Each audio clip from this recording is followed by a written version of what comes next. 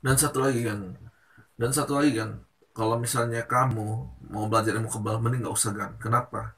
Kalau kamu belajar ilmu kebal kan, maka rezeki yang mau datang ke kamu pasti akan takut. Kebanyakan ya sebagian besar, nggak semuanya ya, orang memiliki ilmu kebal hidupnya biasa-biasa aja, pas-pasan. Kenapa? Karena rezeki saja takut kepada dia. Katanya sih, tapi ya Allahu alam ya Allah yang tahu itu. Yang kedua kan, kalau kamu punya ilmu kebal, rata-rata orang yang punya ilmu kebal itu anaknya nggak bisa punya anak banyak, atau anaknya banyak meninggal, atau dia punya anak lakinya sangat sulit kan, dia punya anak laki. Jadi kan banyak kurangnya kan. Yang pertama kita bisa arogansi, memiliki banyak musuh. Terus namanya ilmu kebal itu pasti banyak cobaan kan.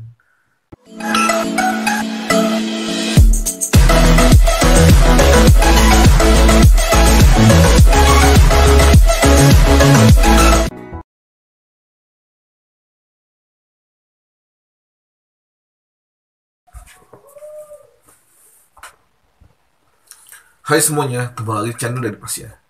Kali ini kan saya ingin mau berbagi sedikit informasi ya kan ya, mengenai fenomena ilmu kebal ya kan ya.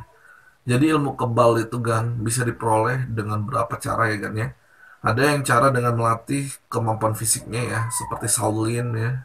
Dia melatih kekerasan kulitnya ya, dengan latihan fisik yang begitu keras ya, sehingga sugesti di otaknya membuat kulit-kulitnya ini menjadi keras sehingga tidak mempan dipukul, tidak mempan pisau atau apapun ya. Tapi itu hanya apa ya, sugesti ya kan ya, karena latihan yang begitu berat ya, dan pikiran-pikiran rasa sakitnya sudah menghilang ya, atau dengan kata lain mereka sudah, saraf-saraf sakitnya itu sudah hilang ya, karena latihan kerasnya itu, sehingga rasa sakit yang sering dialaminya sehingga jadi merasa kebal gitu kan. Jadi itu bukan kebal ya, kebal alami karena latihan fisik ya.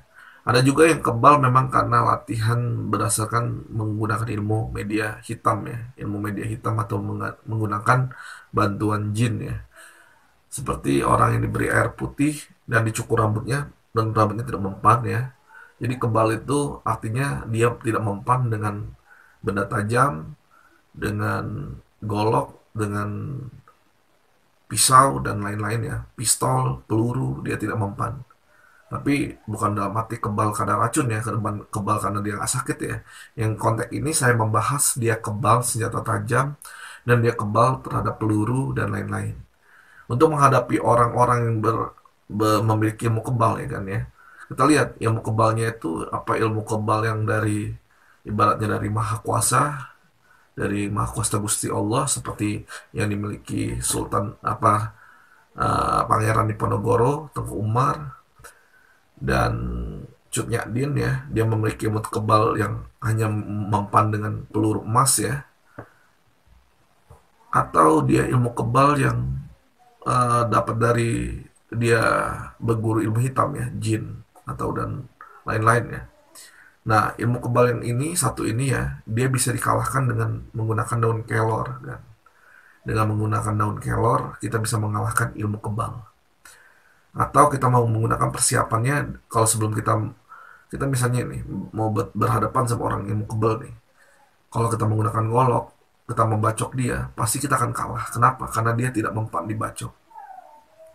Jadi untuk menghadapinya, makanya media yang kita gunakan itu daun kelor. Daun kelor itu kita udah cari dari jauh hari kan. Caranya daun kelor itu direndam di dalam air ya, dalam jumlah banyak. Terus kita rendamkan golok kita itu dalam dalam air itu. Nah, sisanya daun kelor itu kita masukin dalam apa ya, kantung kain. Kita bungkus dan kita kantongin kan. Itu cara pertama ya kan, kalau menghadapi orang yang kebal. Cara yang kedua kan, kita menggunakan panah ya. Panah itu sembari kita megang golok ini ya, ibaratnya mana ya? Ibaratnya ini pisau ya. Maka pisau ini kita goreskan dalam tanah. Kita gores dalam tanah sembari membaca seperti ini kan. Bismillah, Bismillah, Bismillah. Allahu la ilaha illallah, Allahu la ilaha illallah, Allahu la ilaha illallah. Baca itu sekali aja, baca Bismillah, Bismillah, Bismillah, Allahu la ilaha illallah, Allahu la ilaha illallah, Allahu la ilaha illallah. sembari kita goreskan golok ini ke tanah. Terakhir kita baca la haula wala quwata illa billahil aliyil azim. Apa yang dari dia akan kembali ke dia. Baru bisa kita gunakan golok ini untuk melukai orang yang berilmu kebal itu. Tapi jika kamu tidak membaca atau kamu merasa yakin kamu bisa mengalahkannya, kamu tidak akan bisa mengalahkan orang yang berilmu kebal tanpa kamu menggunakan cara-cara untuk mengalahkannya. Misalnya dengan mengucapkan bismillah 3 kali, Allahu la ilaha illallah 3 kali, sama la haula wala quwata illa billahil aliyil azim. Atau kamu menggunakan daun kelor yang sudah kamu siapkan, baru kamu bisa mengalahkannya. Jadi untuk menghadapi dengan ilmu kebal, kamu harus menggunakan ilmu juga. Tidak bisa kamu langsung kucuk-kucuk ngebacok dia baca bismillahirrahmanirrahim, nggak bisa. Kamu harus menggesek itu ke dalam tanah. Bismillah, bismillah, bismillah. Allahu la ilaha illallah, Allahu la ilaha illallah, Allahu la ilaha illallah. La haula wala quwata illa billahil aliyil azim. Itu bacaannya. Jadi bukan semua bacaan yang kamu gunain. Semua bacaan itu aja untuk ngebacok dia. Itu cara kamu berhadapan dengan orang yang berilmu kebal. Jadi kamu harus punya persiapan dari awal ya untuk berhadapan dengan dia. Jangan kamu spontan langsung berhadapan sama dia, pasti kamu kalah.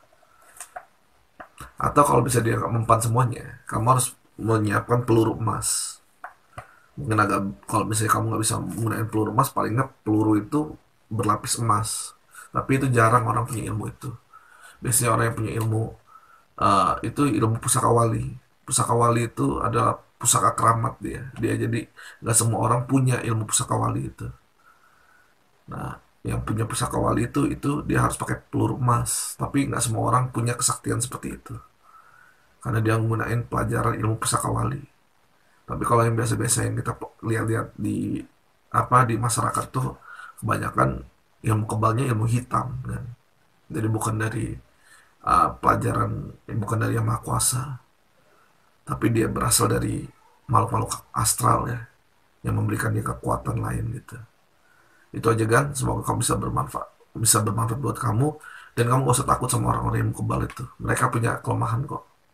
Ada yang lemah dikasih makan pisang emas, ada yang lemah dengan daun kelor, ada yang lemah dengan tanah, ada yang lemah dengan daun kelor, peluru emas.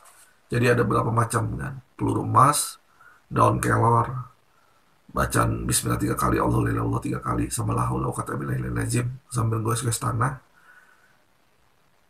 Dan satu lagi kan, kalau misalnya kamu mau belajar ilmu kebal, mending gak usah kan. Kenapa?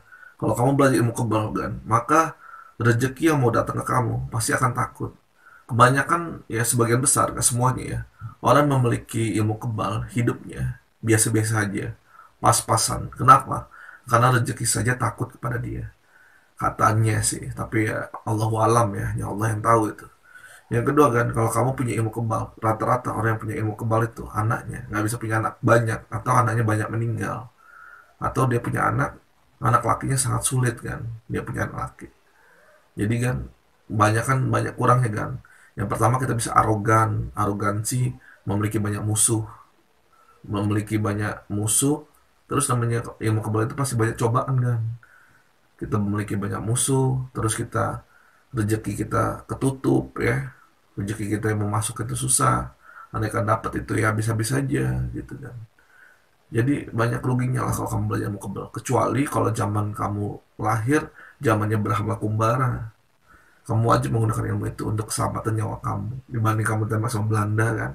Tapi di zaman sekarang kayaknya nggak terlalu penting kan kalau punya ilmu kebal kan. Yang penting kamu jaga diri baik sama orang, itu udah cukup kan. Nggak akan membuat kamu napa-napa kalau kamu nggak baik sama orang. Tapi kalau kamu memang brengsek dan orang banyak sebel sama kamu perlu waspada kan. Dan kalau kamu orang baik-baik ya, aku rasa, dan kamu nggak terlalu perlu lah ilmu itu kan, karena ilmu itu bisa membuat kamu, yaitu pengalaman negatifnya, kamu bisa arogan, kamu merasa so hebat, rezeki kamu takut sama kamu, hidup kamu pas-pasan, nggak bisa, susah mau jadi orang kaya. Gitu, itu segar yang saya tahu ya kan ya. Kalau misalnya saya ada salah, saya mohon maaf ya. Semuanya hanya kepada Allah ya, saya mohon ampun ya. Allahu alam, semuanya hanya Allah yang tahu. Dadah. Terima kasih teman-teman yang sudah menonton video ini. Jangan lupa klik tombol subscribe. Dan jika kalian suka video ini, angkat jempol kalian. And see you!